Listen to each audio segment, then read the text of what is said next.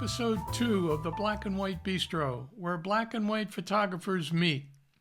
Our goal is simple: to provide a quality space where artists who enjoy black and white photography can come and get to know each other. Today, we're proud to introduce you to Juan Pascual Lopez, who makes his home in Seville, Spain. Without further ado, Juan Carlos, are you there?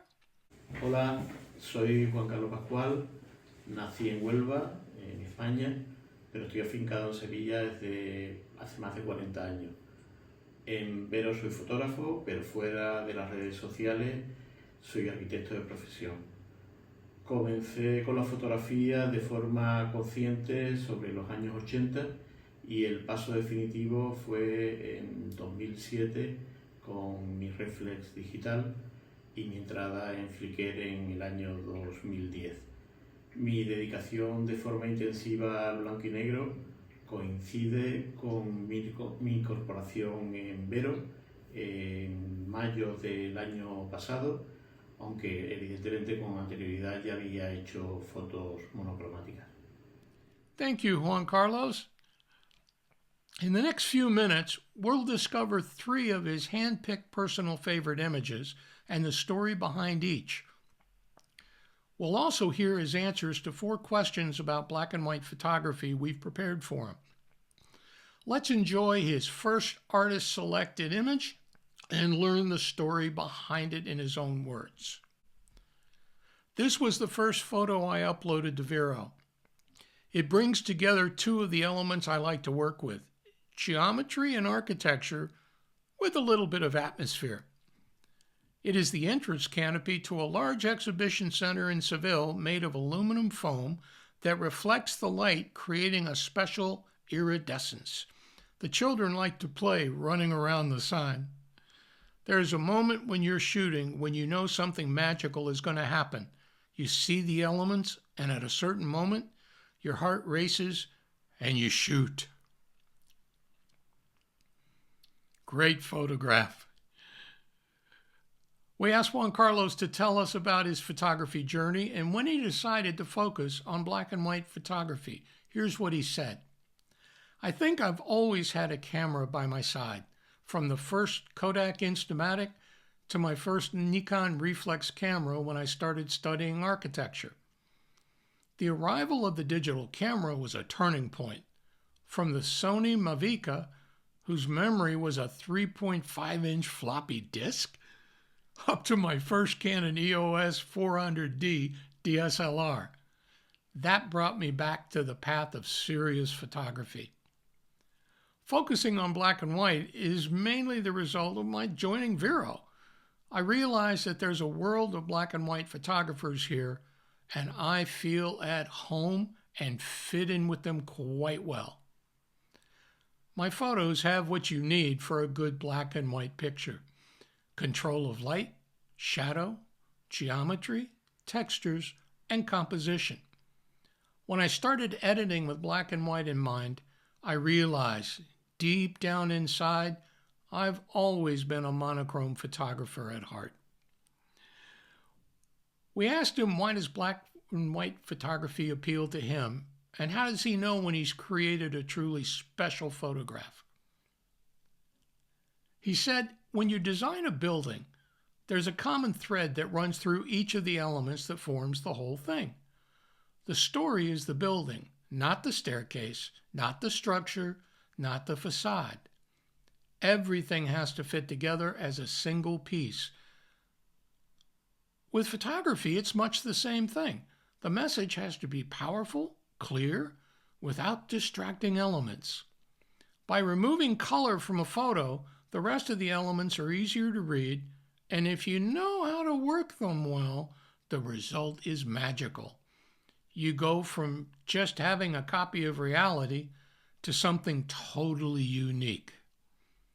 When you have managed to transform what is in front of your eyes and create something special, when you highlight a geometric shape from something that others have passed by every day but never noticed, when your photographer's eye is capable of showing others what you perceive in a harmonious way, then you have created a good black and white photograph. Now let's enjoy his second artist-selected image and its backstory. This is a building which I've photographed many times. It is the finished pavilion of Expo 92, now belonging to the College of Architects of Seville. The contrast of geometries and textures is very suggestive and inspiring. My friend Miguel Angel and Chico were coming towards me. My heart skipped a beat when I saw that the image worked perfectly and enhanced the narrowness of the path and the imposing volumes against the human scale.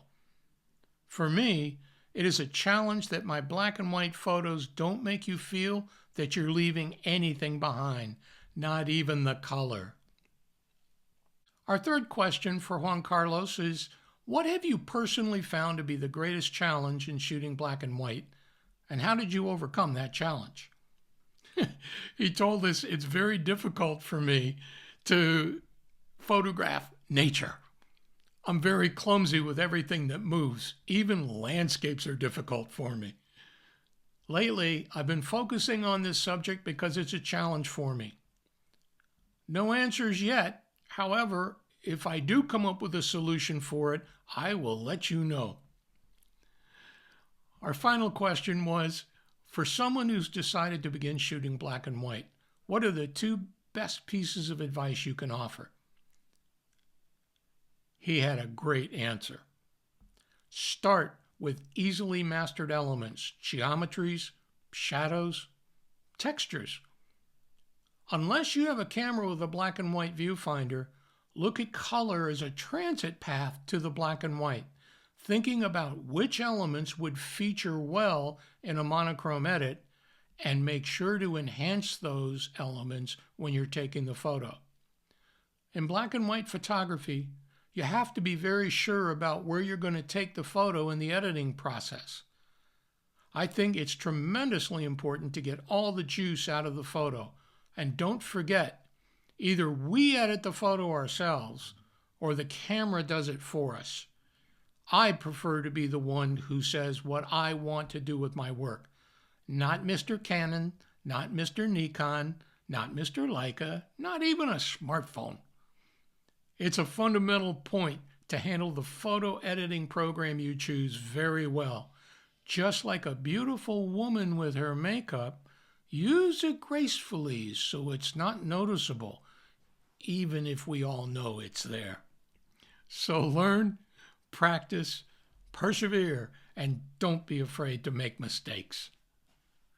Now let's enjoy his third and final artist selected. In Maspalomas on Gran Canaria in the Canary Islands, looking for dunes that haven't been trampled can take time. It was worth it. I think this is one of the most rewarding images I have ever done. It was the first time I'd ever seen dunes of these proportions with such expressive geometry and textures. Here, the people in the far background give the scale of the monumentality of this space. And the clouds. Oh, those clouds. I measured the light a lot because I didn't want the usual ordinary image, but something more suggestive. I'd rather be short of light than overdo it. We hope you've enjoyed meeting Juan Carlos and his amazing black and white artistry. To see more of his images, please go to his gallery, share some likes, and consider following his photography journey if you aren't following him already. That concludes this episode of the Black and White Bistro, and we'd like to thank Juan Carlos for joining us on the show. Would you like to have a chance to be featured on the Black and White Bistro? First, follow me at kaiju_creative_black and white. Second, start using our new hashtag, blackandwhite_bistro, on your best black and white images. Finally, send me a DM on Vero or an email to davesan@kaijucreative.com indicating your interest and introducing yourself a bit. If you enjoyed today's show, Make sure to mark your calendars so you don't miss episode 3 on March 30. And don't forget, if you're not shooting in black and white, you're only seeing half the picture.